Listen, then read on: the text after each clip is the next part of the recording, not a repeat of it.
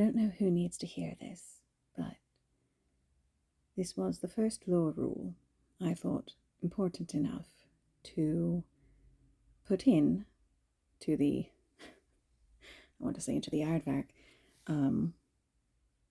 but this is the first law rule I thought so important for building you, because that's the purpose of anything I write and release to publication, is that I want it to help you, not to harm you. I don't want to hurt by the lessons I try to teach in my writing. But I'll get out of expounding. So this is the lore rule. The working title is the refusal spiral. A fear of pride.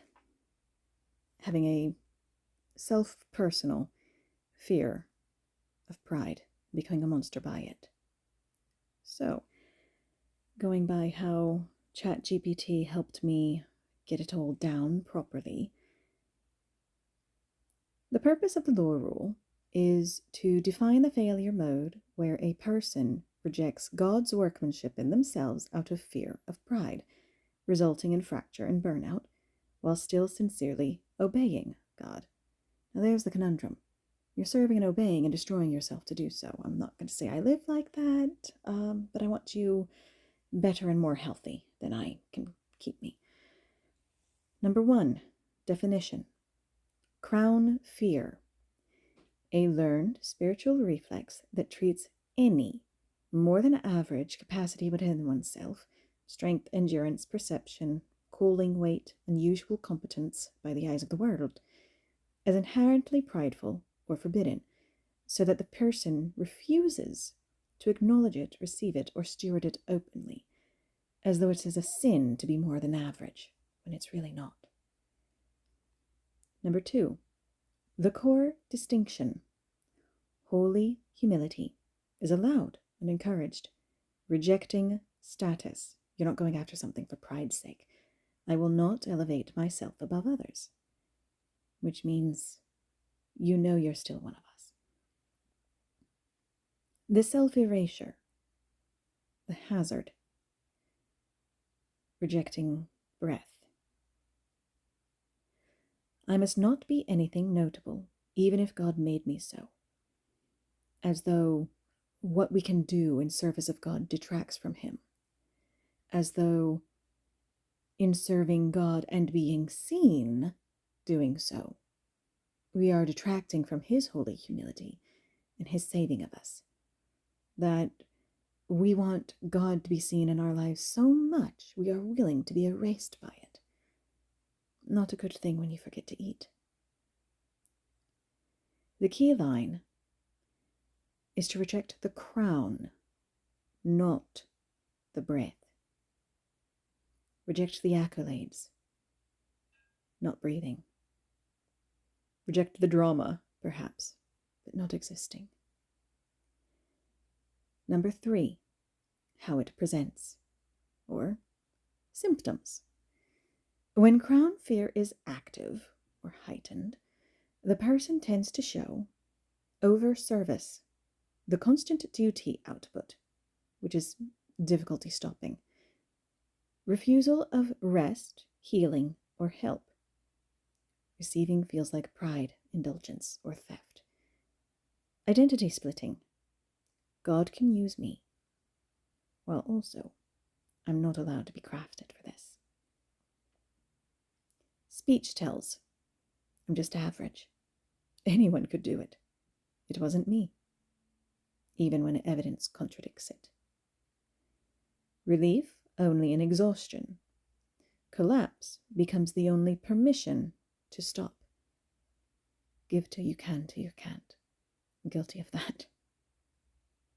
It's worth it to help and to serve, but it's not healthy for the physical being. What it actually is. Crown fear is not primarily arrogance. Sometimes it's not at all. What it is misplaced pride. Pride in service such that you destroy yourself by it. It's usually fear of pride with fear of being condemned for having weight. a misbelief that holiness requires smallness of capacity rather than cleanliness of heart, a habit of disagreeing with God's workmanship to stay safe, or to stay unseen, to stay undetracting from God's glory. In Bible-only terms, if you are religious, or so heavily religious that you need the Bible as much as I do, I'm not calling myself anything but God's follower, just to be sure. But it confuses humility with self-denial of personhood. Number 5, the paradox rule.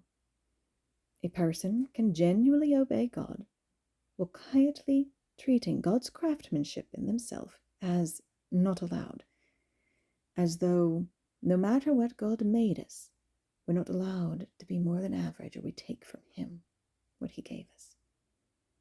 This produces the faithful output denied identity paradox. Service remains real, but the inner posture is unstable. Number 6, consequences if unchecked. Burnout. Body and mind exceed design limits because rest is treated as sin, as is input, the resting part. Fracturing. Spirit says obey, identity says erase, body says stop. Brittle discernment. The only acceptable confirmation, no matter the voices in your head or those around you by it, the only acceptable confirmation becomes direct voice. So, ordinary, providence, fruit, wise counsel are dismissed, where you are so disheartened and distrusting of yourself and others that the only way is if literally you can point and say, God did. God made. Unintended pride risk. Ironically, not boasting, but becoming the sole pillar because they won't accept support. What this looks like to them is if they take support, they are weakening others. May or may not be true, but it is, as an example, I am strong because I must be, not because I want to be, but it is good because I am strong, because I protect ye. Not exactly the most healthy mindset, and difficulty accepting anything, especially if it looks like rest when we feel we are putting down our duty when we shouldn't. Red flags versus green flags. Red flags crown fear. If I accept that God made me able, I am prideful. If I rest, I'm stopping service and being disobedient. If others help, I am stealing their resources. If God made me more, but how can you prove that? So I must honestly be less. If good folk think so much of me, and bad folk so little, obviously I'm nothing more than average. Green flags. Steward humility. Capacity is not worth, it's assignment. Rest is stewardship, not indulgence. Receiving help honors the body and reduces harm. Number 8, the healing path. Still God first. The goal is agreement without worship of self. Not, I'm special, but God is wise, and I will steward what He has assigned.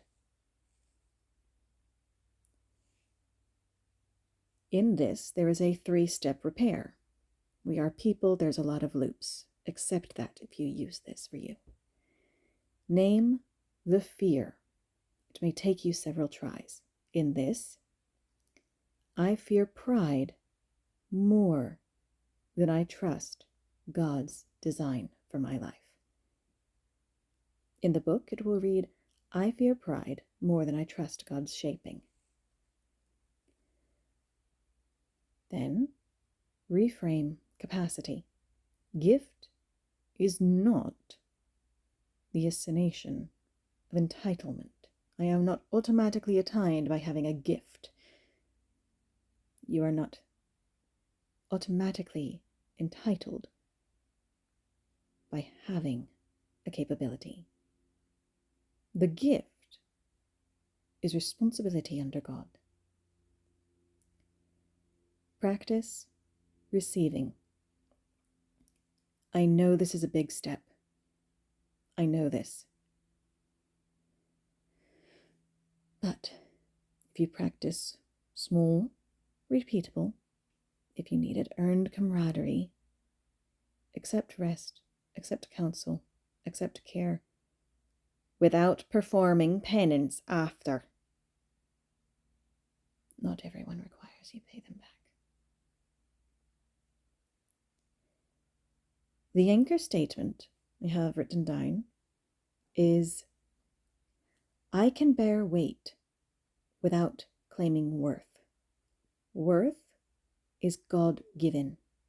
Weight is assigned.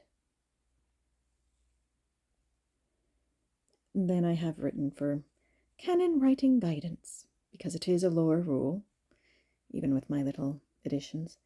Don't fix crown fear with praise. Praise triggers the reflex. If you're a good soldier, well, obviously good soldiers don't need whatever it is you think a good soldier ought not need, that you think is a weakness in and of yourself as not being good enough. Stop it. You're enough. Show change through permission to rest, accepting protection, sharing a load, and quiet agreement with truth. I don't suggest getting a Chihuahua. It will alert you to every enemy in existence, but to the Chihuahua, enemies are everything but their person. So don't get a Chihuahua, and you'll have a quieter life while still having a battle buddy if you get a dog. The proof of healing is not louder confidence. It is stable obedience without self-harm. Just because you're not taking a knife or a blade or a sharp or a gun or a bullet or what have you, it means you're not destroying yourself in service to others. And then, of course, number 10, the one-line rule for the setting. Crown fear rejects breath to avoid crowns. Stewardship keeps the breath, refuses the throne, and serves without self-erasure.